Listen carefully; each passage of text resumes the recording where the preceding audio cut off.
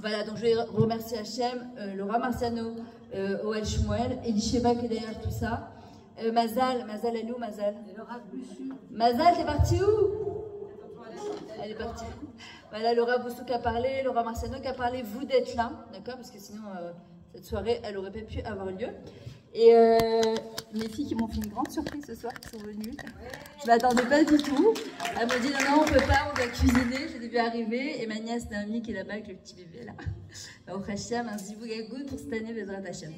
Alors voilà, on est mamash, veille de Rosh Hashanah. On est vraiment à quelques jours de Rosh Hashanah. Et bon, j'ai essayé de chercher des petits ridouchis parce que j'aime bien changer. J'ai fait plusieurs cours sur Rosh Hashanah, mais je ne vais pas encore vous dire la même chose. Et bah, au Hachem, j'ai écouté quelques cours, dont celui de, j'aime beaucoup, je m'inspire beaucoup du Rav Yoav Akrish qui est Chabad, même si je ne suis pas Chabad, mais comment dire, il ramène beaucoup la Chassidoute. Et la Chassidoute, elle a une approche qui est très positive, très profonde, une approche de la Torah qu'on n'a pas l'habitude. Et je pense que c'est ce qu'on a besoin, parce qu'avec ce qu'on a vécu l'année dernière, alors les gens appréhendent le 7 octobre. D'ailleurs, on a organisé avec Mazal une soirée d'Afka le 7 octobre à Natania, Bezrat Hashem, où justement on va faire Chavaya Metakenet, d'accord? On va réparer cette chose-là, que ce Simchat Torah, que toutes ces fêtes elles soient exceptionnelles, et que la Goula elle arrive, que les Chatoufim rentrent à la maison, Bezrat Hashem en bonne santé, que tous les Chayalim qui sont sur le front, Hashem il les protège, Echad, et qui reviennent Bari et Shalem. Alors, on voit que qu'est-ce qu'on fait dans cette période, donc entre toute la période de Elul. Ensuite, on a Aseret Yom Teshuvah et on a Yom Kippour. Chatanu Lefanecha, c'est le seul peuple qui se met à chanter pour demander pardon. En général, quand on demande pardon, on baisse la tête. Et on arrive en chantant, en disant Hachem, je te demande pardon, etc. Maintenant, on est là, et quand on fait Cheshbon Nefesh, quand on fait une introspection, moi je me rappelle à l'époque, quand je faisais mon introspection, je me sentais une réchaïte, mamash. J'ai fait du lachon hara, je me suis énervée, j'ai crié sur mes enfants, j'ai fait la tête à mon mari, j'étais pas bessimcha, j'ai pas bien fait ma tefila, je me suis pas bien concentrée. Et la vérité, quand tu fais ton introspection de cette manière-là, ben, tu te dis à quoi bon en fait continuer. Ouais. Et en fait, c'était tous les jours la même chose, parce que Rabbi Nachman disait qu'il allait faire une introspection, sauf que je ne savais pas que l'introspection qu'il parlait, elle durait 10 minutes, un quart d'heure par jour. Et en fait, le reste de la journée, on devait être Bessimcha. Et puis même l'introspection qu'on doit faire, même quand on dit par exemple Avinu, Khatanu, Pashanu, d'accord? Alors qu'est-ce qui se passe? C'est que quand on va commencer à regarder nos fautes, bah forcément, tout de suite, on va se dire, on n'est pas bien. Et quand une personne, elle se voit dans la glace, elle se dit qu'elle n'est pas bien, et ben en fait, elle n'a pas envie de continuer. Elle se dit, voilà, je suis nulle. De toute façon, ça confirme ce que mes parents m'ont dit quand j'étais petite. Ça confirme ce que mes profs m'ont dit quand j'étais petite. Ça confirme ce que mon mari me dit. Ça confirme ce que mes enfants ils me disent. Donc en fait, à quoi bon continuer? Ça sert à quoi? Mais en fait, tout ça, c'est des marchavot du Yetzarara. D'accord? Hachem, quand il a créé le monde, il a marqué à la lobe à marchavato. Il lui est venu une idée en tête, en fait, de créer un monde. Et en fait, on sait très bien que sauf Massé et marchavatria, tout commence par la pensée. En fait, on doit absolument changer de pensée.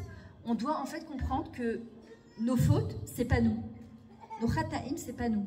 Nous, c'est Elokai, Neshama Shenatata Biteora. Nous, c'est la Neshama qu'Hachem nous donne tous les matins, elle est Théora.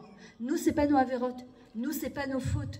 Quand on demande pardon à Kadesh Bokro, en fait, on est en train de s'introspecter, en train de dire à Hachem, les fautes, d'ailleurs David Ameller qui le dit dans cet élim, Itamu chataim minaretz, que les fautes, elles soient exterminées de la terre, pas les fauteurs. Les fautes, elles soient exterminées de la terre. C'est-à-dire qu'Akadosh Baruch Hu, il attend qu'on fasse teshuva. On le dit tous les jours dans la tefila, Baruch ata Hashem harotze b'teshuva. Maintenant, qu'est-ce qui se passe? Parfois, on se dit tous les ans, Rosh Hashanah, je rêve de devenir comme ça, j'aimerais m'améliorer dans ça, j'aimerais faire plaisir à Hashem dans ça, j'aimerais les shtaper, la tkia de chauffard, la tkia, c'est du mot takwa, quand je suis coincée, ben, en fait, qu'est-ce que j'ai envie? C'est les ishtaper chauffard, ça vient du mot les ishtaper, j'ai envie de m'améliorer. Et tous les ans, on prend des trucs sur nous, puis ça tient 2 semaines, 3 semaines, allez voir 1 mois, big deal. Si on n'est pas persévérant dans ça, si on ne regarde pas tous les jours de quelle manière on évolue, d'ailleurs c'est comme dans tout dans la vie, dans nos comptes, dans notre poids, dans notre kécher avec notre mari, avec nos enfants, dans notre tfila, le sod de la tzlacha, d'accord, le secret de la réussite, c'est la persévérance. Et c'est la chose la plus dure à acquérir. Ce qui se passe, c'est que quand tu n'as pas tenu tes engagements, et ben, comment on se sent? On se sent nul. On ne se sent pas émanime, en fait on ne se sent pas fidèle à nos engagements, on dit laisse tomber, j'y arriverai jamais. Et tous les ans on se dit, bon allez, tu sais quoi, c'est l'occasion, c'est Rosh Hashanah, Hachem il me donne l'occasion de, on passe sous côte, on reprend la vie normale, Et puis après, on se dit, voilà, j'ai vu plein de gens, le 7 octobre, qui ont pris des trucs sur eux, pendant le corona aussi. Le problème, c'est quand on prend des trop grandes choses, on ne les tient pas à long terme. D'accord? Donc, ce qu'Hachem, il veut, c'est que oui, on s'améliore, mais petit par petit. Hachem a créé le monde en 6 jours, c'est pas nous qui allons le changer en un jour. Petit par petit. Mais le principal, c'est d'avancer et d'évoluer. Et en fait, qu'est-ce que c'est Rosh Hashanah? Ayom Harat Olam. C'est le jour où le monde est né. Alors, le Rosh Hashanah, c'est la naissance de l'homme. Et Pessah, c'est la naissance du Ham Israël. Rosh Hashanah, c'est-à-dire mercredi soir, ce mercredi soir, Hachem nous invite à naître à nouveau. C'est une occasion de renaître encore une fois.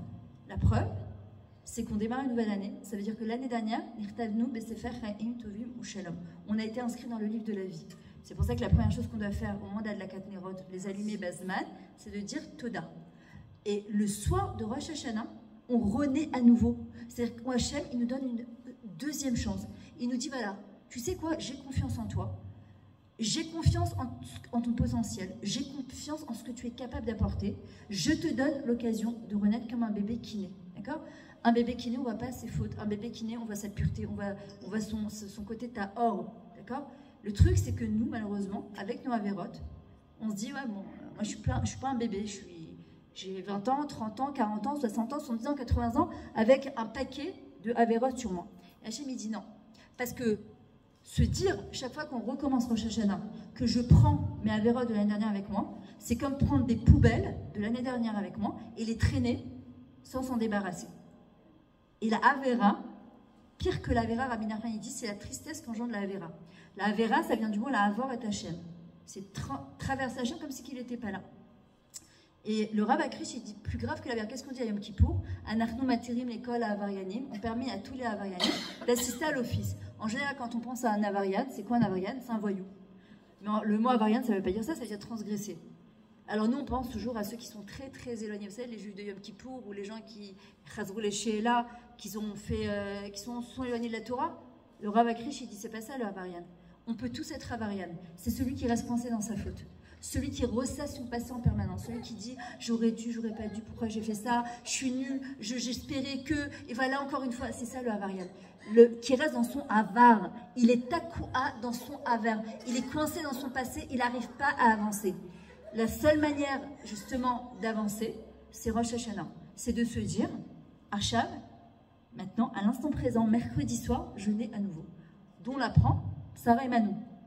Sarah et Manou, Avraham Avinu, on leur ajoute un E, on leur ajoute un Yud, un He aussi dans le nom de Sarah et d'Avraham. Sarah est stérile, elle a un âge où elle ne peut plus avoir d'enfant. Et Akadosh Baruch Hu lui crée son utérus et sa matrice le soir de Rosh Hashanah. Elle n'a rien à l'intérieur d'elle. Elle ne peut pas enfanter, il n'y a pas de fille, il n'y a pas de tous ces tipoulim, il n'y a pas de zrikot, il n'y a rien de tout ça. Et à ce moment-là, Akadosh Baruch Hu lui crée quelque chose de nouveau. Ça veut dire que le soir de Rosh Hashanah, Hachem, il nous crée à nouveau on est des nouveaux êtres humains, on est des nouveaux enfants, on est des nouvelles forces, tout est nouveau. Qu'est-ce qu'on dit tous les matins dans la Birkat HaShachar? Elokai, les Shama Shenatata Biteora, les Shama que tu vas donner à la Théora. Mais elle n'était pas Théora une fois dans l'année, elle est Théora tous les matins. Sauf que Rosh Hashanah, c'est une Isdamnout, c'est une opportunité pourvue. Maintenant, on pose la question d'où vient la Tkiyat Shofar. Alors on sait que la première Tkiyat Shofar, ça a été Avraham Avinu, et Bezrat Hashem, quand il y aura la Tkiyat Shofar du Mashiach, imaginez que ça va rassembler tous les shofarot, tous les tkiyot, depuis le début des temps, de toutes les kihilot, de toutes les générations, de chaque année, de chaque Rosh Hashanah et Kippour, jusqu'à la fin des temps, ça va être le son du shofar du Mashiach. Je ne sais pas si vous imaginez, la Hazakot quand on a peur, mais imaginez le son qui va sortir, comment il va être otzmati, il va être puissant. D'où on apprend la Tkiyat Shofar, que c'est un cadeau pour l'homme Israël. Alors, c'est vrai que les femmes qui ont des bébés, elles se posent toujours la question, est-ce qu'on doit l'écouter? C'est ce qu'on parlait avec mes filles tout à l'heure. On doit écouter, on ne doit pas écouter. On a l'impression de les faire quelque chose, de rater quelque chose. Mais ce n'est pas une mitzvah d'aller à la synagogue avec des bébés s'ils vont déranger la Tkiyat Shofar. À la limite, c'est s'arranger à aller dans un autre minyan. Ce sont toutes les mitzvahs qui sont pendant du temps, on n'est pas obligé d'y assister. Mais c'est mieux si on a la possibilité d'écouter la Tkiyat Shofar. C'est une matana d'Akadosh Baruch Hu, la Tkiyat Shofar. En quoi c'est un cadeau? D'où on apprend la Tkiyat Shofar. Alors il y a marqué dans la Gemara que la Tkiyat Shofar, on l'apprend de la mère de Sisra. Sisra, c'était un des plus grands ennemis du Ham Israël. C'était un Racha Merusha. Il a fait des auras, et quand on dit qu'il se mettait à crier, c'était une chaga, c'était un hurlement, c'était un rugissement, d'accord? Et on dit que les murailles, elles ont tremblé tellement il faisait peur. Et un jour, Sisra, il décide d'aller tuer le Ham Israël. Et sa mère, elle l'attend au balcon, et elle lui dit, mon fils, je t'attends, elle lui dit, t'inquiète pas maman, je reviens, c'est une histoire de quelques heures, et je vais les exploser. Il est sorti avec 900 chars de barzel en fer, et je ne sais pas combien d'armées. Dvorah, à l'époque, c'était la chauffée-tête. Dvorah, c'était la juge de l'époque. Et on dit qu'à ce moment-là, elle a prié, et elle a demandé de réunir Naphtali et Zvouloun, les 12 tribus, et 10 000 chayalim. Zéou. C'est comme si qu'on envoie 10 000 chayalim maintenant sur le front à Gaza. Tu vas te dire, mais attends, tu sais, à qui t'affaire, c'était une des plus grandes armées de l'époque. Et elle répond comme ça, Dvorah, elle s'exprime comme ça. Mina shamaim nilchemu akochavim, mais mesilotam. En vrai, on a gagné la guerre en 2 temps, 3 mouvements.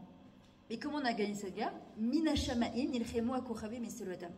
Alors, on pose la question, on dit, c'est quoi cette histoire de guerre de Sisra, Kesher, la mère de Sisra, elle attend, et puis on vient lui annoncer la mort de son fils. On dit qu'à ce moment-là, elle a poussé sans cri, sans gémissement. De là, on apprend la Tkiyat Shofar. C'est de la mère de Sisra qu'on attend. Attends, on est en train d'apprendre de la mère de Sisra, l'ennemi le pire, le plus horrible du Ham Israël. On est en train d'apprendre de sa mère, la manière dont elle va pleurer, et d'elle, on apprend la Tkiyat Shofar, c'est quelque chose de bizarre. On dit qu'à ce moment-là, qu'est-ce qu'elle a fait de Dvorah? Elle a envoyé Sisra, il est rentré dans une tente, et elle lui a tourné la tête, elle lui a fait boire du vin et de l'eau, elle lui a tranché la tête, et il est mort. Et quand on est venu annoncer à la mère de Sisra, elle a pleuré. Comment ils sont comment dire, Mechulakim, ils sont partagés, les skiotes, on a 30, 30, 30 et 10.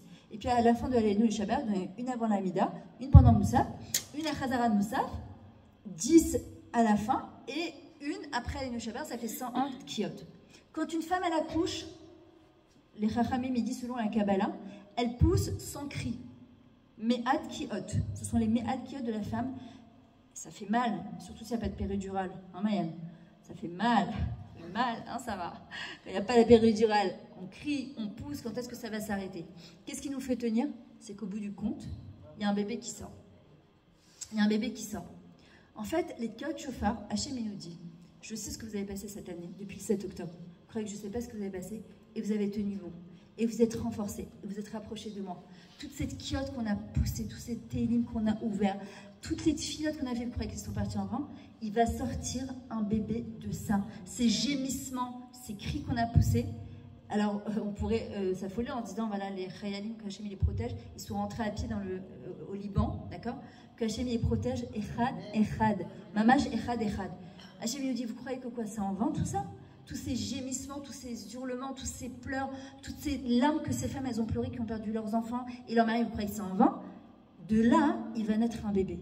Et en vrai, ces Tkiyot Shofar, elles sont mecholakoy de cette manière-là. Le Rav Akrish, il raconte qu'un jour, il est parti avec son ami. On sait très bien les Chabad, ils vont d'une maison à l'autre, et ils vérifient qui n'a pas écouté la Tkiyat Shofar. Puis un jour, il tape dans plusieurs appartements, il y avait des mezuzot. Personne n'ouvre la porte, sauf un. Il y a une dame très très âgée, elle parlait que russe, elle a ouvert la porte, et il lui dit, t'as écouté le chauffard? Elle ne peut pas répondre en hébreu, mais elle comprend. Elle est un peu froide, elle le regarde, son mari l'arrive, à la fin il leur fait un geste, rentrer. Le Rav Akrish, il dit, c'est Loyanaïm, c'était pas très, on avait un peu honte, mais on se passe sonner du chauffard.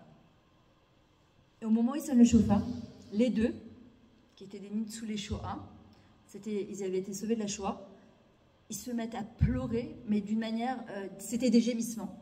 Et il dit, je me retenais de pleurer en faisant le chauffard. D'ailleurs, comment on sait en général, hein, je ne dis pas que tous les chazanim, quand est-ce qu'un chazan, il a beaucoup d'humilité quand il sonne le chauffard, et c'est pas pour montrer au public que c'est lui qui sonne le chauffard. En général, si c'est horaires, ça nous réveille quelque chose de l'intérieur. Il y a des femmes qui disent, moi ça ne me fait rien du tout, c'est comme le kotel, c'est un mur. Si j'entends le chauffard, ça ne me fait rien du tout. Mais normalement, la tkiyat chauffard, elle réveille quelque chose. Qui a Adam ou à chauffard. L'homme, c'est le chauffard lui-même. Son col pnimi, en fait, sa voix de l'intérieur, c'est elle qui va se réveiller, elle a quelque chose à dire. Et en fait, on voit de quelle manière le chauffard, il est Mechoulag. Alors, il y a marqué 3, Tkia et 3. En fait, la 3, les Chachamim Ankelos, il explique, il dit c'est Yevava, c'est les gémissements de la mère de Sisra. En fait, ça se fait par et après, on a la Tkia, 3 et Tkia. La Tkia, c'est fait comment? C'est Yachar. C'est un son droit et direct. Ça ressemble à quoi? Akadosh Baruch Hu, il dit, vous voulez faire teshuva? Vous voulez faire teshuva be'ava? Parce qu'on sait qu'une personne qui fait teshuva par Yirat Shamayim, que par Yirat Shamayim, c'est très bien, ses fautes, elles sont effacées. Quand on fait teshuva be'ava, non seulement nos fautes, elles sont effacées, en plus, elles sont transformées en sruyot. Elles sont transformées en méritaires qui ne laissent aucune trace de nos avérotes. On dit que nos avérotes, en fait, elles deviennent comme du tal. C'est ce qu'Hachem a répondu à Abraham Avinu quand il lui a dit « Mais qui me dit qu'Hachem, tu m'as pardonné ma vérote? Peut-être que tous les temps où je me suis très mal comportée, peut-être que tu m'as pas... les moments où j'étais idolâtre pendant 3 ans, Hachem lui dit « Ces 3 années, un tal qui est de techa, comme la rosée de ta jeunesse. » Ça veut dire quoi? La pluie, elle laisse des traces, la rosée ne laisse pas de traces. En vrai, ça veut dire quoi?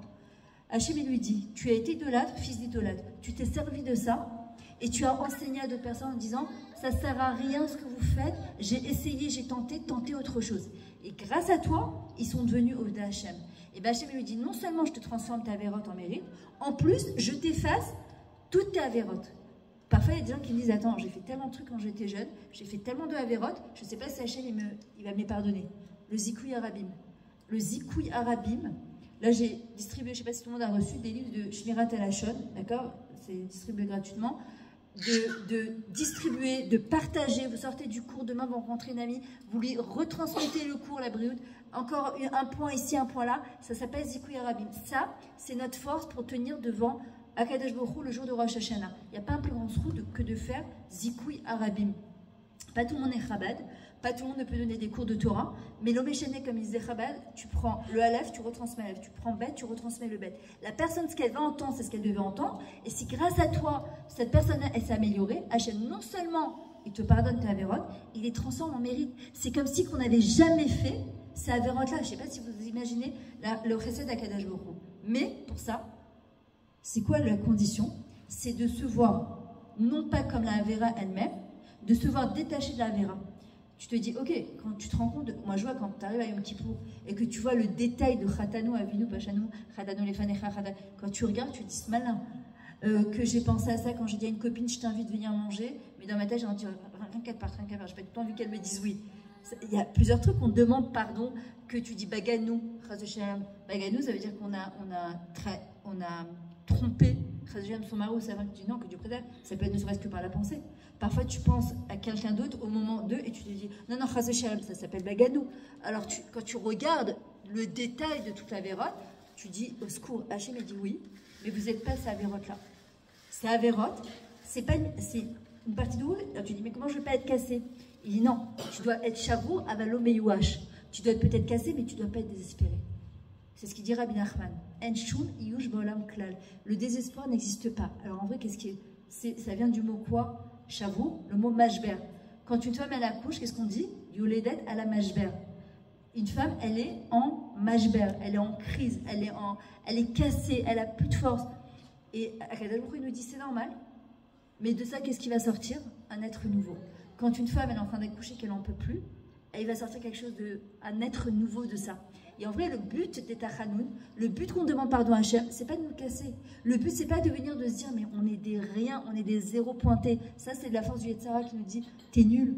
Ça sert à quoi tous les ans, soi-disant, tu fais ton Rosh Hashanah, Yom Kippour, Kat Shofar, t'arrives à Sukkot, t'oublies, tu reprends l'année comme si, il faut toujours un Zahazoua, il faut toujours un électrochoc pour qu'on se prenne en main. Ça sert à quoi? Hachem, il dit pas du tout. Ça sert, parce que chaque année, on a avancé. Et si on est encore là, au Hachem, ça sert. C'est qu'Akadosh Baruch Hu, il a Emouna en nous. Et quand on fait tchouva par rapport à qui? D'abord par rapport à Hachem. Quand on demande pardon, on demande par rapport à Akadosh Baruch Hu. Et la deuxième personne à qui on demande pardon, c'est qui? À nous-mêmes. De ne pas avoir été né et mana à nos engagements. Parfois, on se dit, allez, tu sais quoi? Dimanche commence. Allez, tu sais quoi? Lundi, je démarre. Allez, tu sais quoi? Mardi, je le fais. Rien, walou. T'as pas une semaine qui est passée, un mois qui est passé, un an qui est passé. On est toujours au même stade. Et en fait, à qui on en veut le plus? C'est ni au mari, ni aux enfants, ni à la grand-mère, ni à Dieu. C'est à nous-mêmes. Pourquoi on est énervé? Parce qu'on se dit, mais je ne suis pas néémana en fait à mes engagements, c'est pas possible, je ne suis pas fidèle à mes engagements. Et quand on fait Khatanou, Avinu, Pachanou, en fait, à qui on demande pardon? D'abord, c'est à nous-mêmes aussi, en disant, j'ai pas été néémana. Donc, qu'est-ce qu'on demande à Kadosh Baruch Hu au moment de la Tkiat Shofar? On lui dit à Hachem, tu sais quoi? Je veux te faire régner dans ma vie. Je veux naître à nouveau. Je te remercie, Akadosh Baruch Hu, que tu me donnes encore un an à vivre pour pouvoir renaître à nouveau et pour pouvoir me réengager à nouveau et pour pouvoir donner le maximum de moi-même, Bezrat Hashem. Le José Biloublin, il pose quand même la question, il dit, attends, c'est quand même bizarre, d'accord? C'est quand même bizarre qu'on apprend de Sisra, Sarah,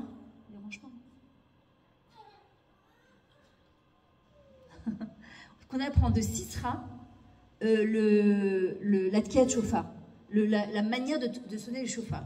Sisra et sa mère, c'était la plus grande des Toumas, c'était la plus grande des impuretés. Vous savez ce qui va se passer au moment où Yael et Sisra vont se retrouver dans la chambre? La Neshama de Rabbi Akiva va descendre. La Neshama de Rabbi Akiva, elle va descendre à ce moment-là. Et en fait, toute la guerre, quand elle dit Dvorah, Minashama et Milchamu, Akochavim et Miselota, en vrai, elle dit, c'est quoi la vraie guerre qu'il y a eu à ce moment-là? C'est pas que la guerre physique, c'était une guerre rouhanite. La mère de Sisra, elle savait très bien que si Sisra il mourait et qu'à ce moment-là, la Neshama de Rabbi Akiva, elle descendait, c'était fini pour eux. La plus grande difficulté, c'est quoi? C'est notre guerre personnelle entre notre corps, notre nefesh et notre neshama. Ce manque d'harmonie qu'on a en se disant, notre corps, il veut quelque chose, notre nefesh, il veut quelque chose, et notre neshama, elle dit, et moi, je suis où dans tout ça? Où je suis dans tout ça? La seule manière de pouvoir avancer de toutes les manières, c'est de demander à Hachem qui nous donne la force. Sans lui, c'est impossible. Même quand on prend des choses sur nous, on doit dire Binéder, du Hachem, s'il te plaît, aide-moi, Bevakasha, aide-moi à arriver à ça. Ce qui va se passer, c'est que la Neshama de Rabbi Akiva, elle descend à ce moment-là. Et c'est qui Rabbi Akiva? C'est celui qui va retransmettre la Torah Shebe Alpé. C'est quoi la Torah Shebe Alpé? C'est la Malchut. C'est quoi la Malchut? C'est la bouche au niveau de la Kabbalah. Qu'est-ce qu'on fait à Rosh Hashanah? Hashem Eler, Hashem Malach, Hashem Imlor, on est en train d'introniser Hashem. De quelle manière? Comme on intronise un roi. Qu'est-ce qu'on fait? On est en train de sonner du chauffard. Par quoi? Par la bouche. C'est pour ça qu'il faut faire hyper attention à ce qu'on dit. Rabbi Akiva, il va avoir cette force pourtant. Comment on peut imaginer que Rabbi Akiva, il va sortir de Sisra, le plus grand des rachats de l'époque? Rabbi Meir Balanès, d'où il sort? De Haman Aracha. Et qu'est-ce qu'il veut nous dire à Kadosh Baruch Hu d'Afka? Des endroits parfois les plus horribles, les plus bas, Afilo Astara chez Betor Astara, Bemakom Achinamur Baolam, Sham Nimsa Shem Yitbarach. Dans l'endroit le plus bas où on peut être, d'Afka Kadosh Baruch Hu, il est là-bas. Comment on peut imaginer que Rabbi Akiva, il est Ger Ben Gerim, converti, fils de converti, il déteste les Talmidei Chachamim, il leur crache dessus, ça devient Rabbi Akiva. Et c'est lui qui va prendre toute la Torah chez Béalpé et qui va la faire retransmettre. Et aujourd'hui, on est sommaire sur la Torah de Rabbi Akiva. Et pourtant, ça vient d'où? D'un endroit pourri, pour nous apprendre que même si on est tombé, mais le plus bas du plus bas, Hachem, il nous dit, comme tu es tombé très bas, sache que tu peux te relever très très haut. Tu peux aller très très loin. Aussi bas que tu es tombé, aussi haut que tu peux arriver. Et ça, c'est le message d'espoir de la Tkiat Shofar. T'es à quoi dans ta vie? Tu te sens à quoi coincé?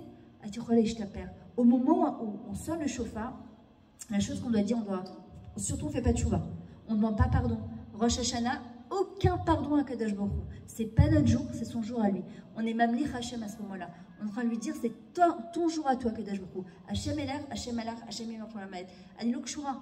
Anilok Shura, j'ai rien à faire dans cette histoire. La seule chose que je dois faire au moment de la Tkiat Shofar, c'est de dire à Hashem, Anime Kabel Atalai Mitzvat Aseh, Shel Ol Malchut Shamaim. Je reçois sur moi le joug divin.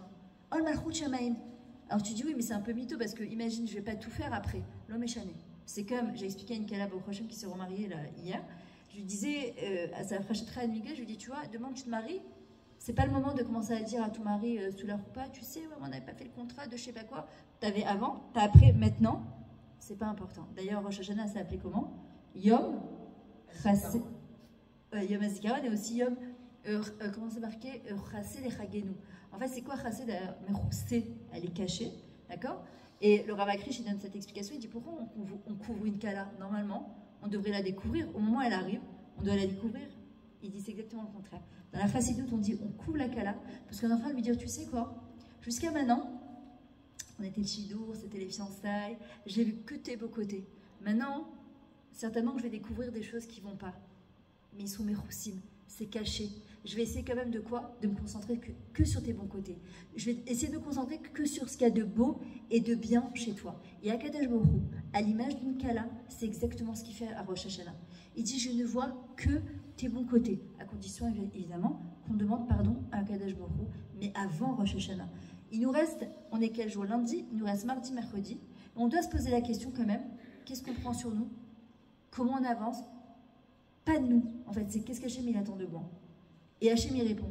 Les petits livrets que vous ai distribués du Shmirat Halashon, ce que j'ai expliqué dans les derniers cours, mercredi dernier, je me disais, mais comment je vais avancer?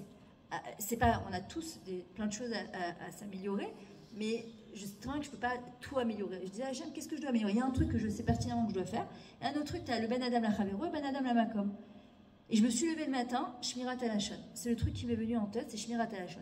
Alors, non pas que je suis quelqu'un qui est en train de parler à droite à gauche de tous les scoops de Natania et toute la clique qui va avec, c'est pas du tout mon truc, mais vous savez, à l'époque, j'ai étudié un jour une halakha, le gros livre du Chafetz Chaim, puis avec le temps, je me suis tellement habituée qu'en fait, je me concentrais plus sur ce que je disais, c'est devenu une habitude, donc j'intégrais plus la halakha, donc j'ai mis de côté. Le problème, c'est que ce mis de côté, il est resté très longtemps mis de côté. Et puis quand on n'étudie pas les lois de Kashrut, de Shabbat, de Tarat HaMishpacha ou de Shmirat Halashon, et bien on s'oublie. Et je me suis dit, je vais reprendre les lois de Shmirat Halashon. Le jour même, mercredi soir, il y a une dame, Simcha Margolin de Khadera, qui me dit, tu te rappelles, tu es venue faire cours chez moi? Je lui dis, ouais. Elle m'a dit, regarde, j'ai des petits livrets à donner, Bézikoui Arabim, est-ce que tu peux les distribuer à Natania ou dans tes cours? Je lui dis, ça dépend ce que c'est. Et elle m'envoie une vidéo des lois de Shmirat Halashon que je vous donnais un jour une halakha en concentré. Pour moi, c'était un chibouk d'Hachem. En vrai, c'est pas ce que moi je prends sur moi, c'est qu'est-ce qu'Hachem il attend de moi. C'est quoi la lumière que je suis censée apporter dans ce monde.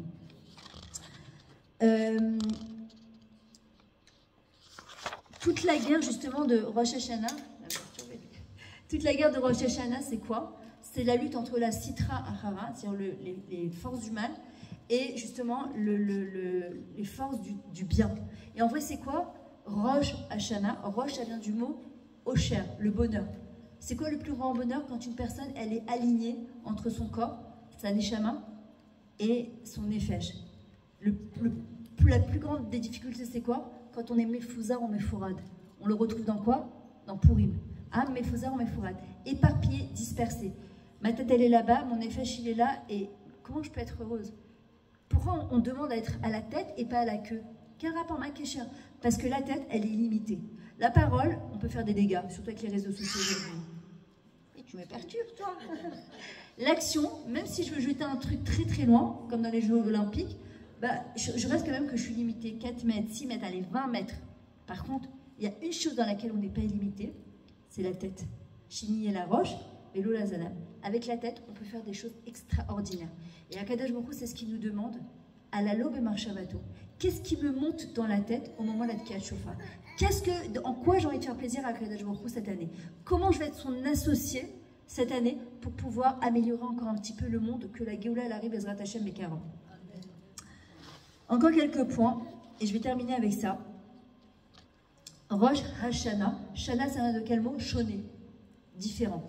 On ne peut être heureux et avoir la satisfaction que si on change, si on s'améliore. Une personne qui ne s'améliore pas, en fait, elle a l'impression de faire du surplace. Quelqu'un qui fait du surplace, c'est comme de l'eau, c'est à la piscine, dans les piscines en plastique. Là. Si tu ne la changes pas tous les jours, au bout de 3-4 jours, l'eau, elle devient verte. Ben, le Ben Adam, c'est pareil. S'il ne s'améliore pas, à un moment, eh ben, il finira par moisir. C'est marché à des trucs, on ressasse, on est à quoi? On reste coincé dans le havard, tu regardes tes albums, et en fait, il n'y a pas de trachut. Et qu'est-ce qu'il dit Rabbi Nachman? Maché haya haya, aïkar la trim me'atrala. Il y a eu, ce qu'il y a eu, on ne peut pas revenir en arrière. Avar, c'est Avera. On ne doit pas rester coincé dans Avera. Et d'ailleurs, quand on commence la nouvelle année, c'est terminé. On a eu tout le mois d'Elul pour demander pardon à Hachem.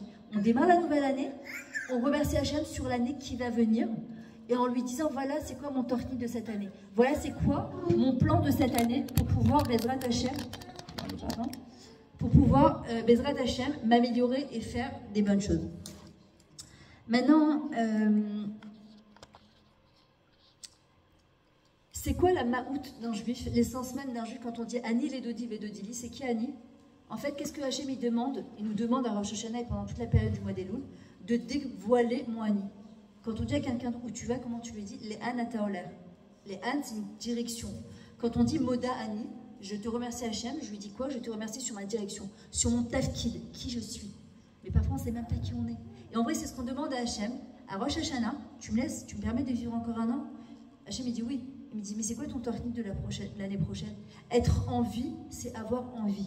Quelqu'un qui n'a pas envie, qui se lève le matin, qui n'a pas de projet de vie, en fait, c'est comme un mort-vivant. Ça peut être du bénévolat, ça peut être une mitzvah. C'est qu'est-ce que je peux donner à Hachem gratuitement, en fait. D'accord? C'est qu'est-ce que je peux apporter à Kadosh Baruch Hu gratuitement. Et en vrai, Hachem, c'est ce qu'il nous demande.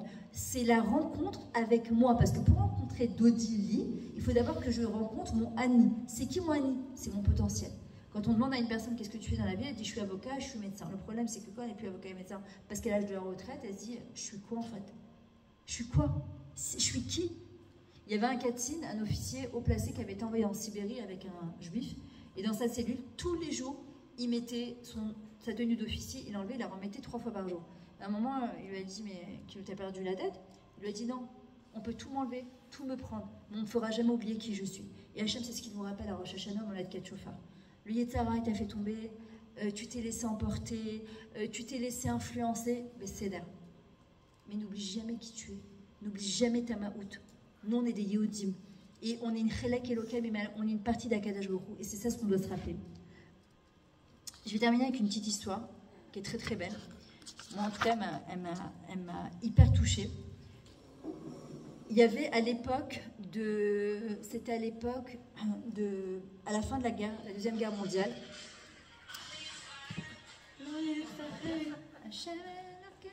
Alors il y avait à l'époque à la fin de la Deuxième Guerre mondiale, le roi de Londres a décidé de ramener des enfants juifs qui avaient été déportés, qui étaient aussi encore avec une partie de leurs parents. Il s'est donné comme messima, comme but de ramener 1000 enfants juifs. Et il a réussi à ramener 1000 enfants juifs. Ça a été la guerre, mais il a réussi à ramener 1000 enfants juifs. Quelques jours après, une fois que les enfants se sont installés dans les familles et que la Kehila juive s'est vraiment bien occupée de ces enfants-là, ils ont fait un tékes. Ils ont organisé quelque chose de très grand. Et le roi, il voulait voir qui étaient ces enfants qui avaient été sauvés. Donc il vient.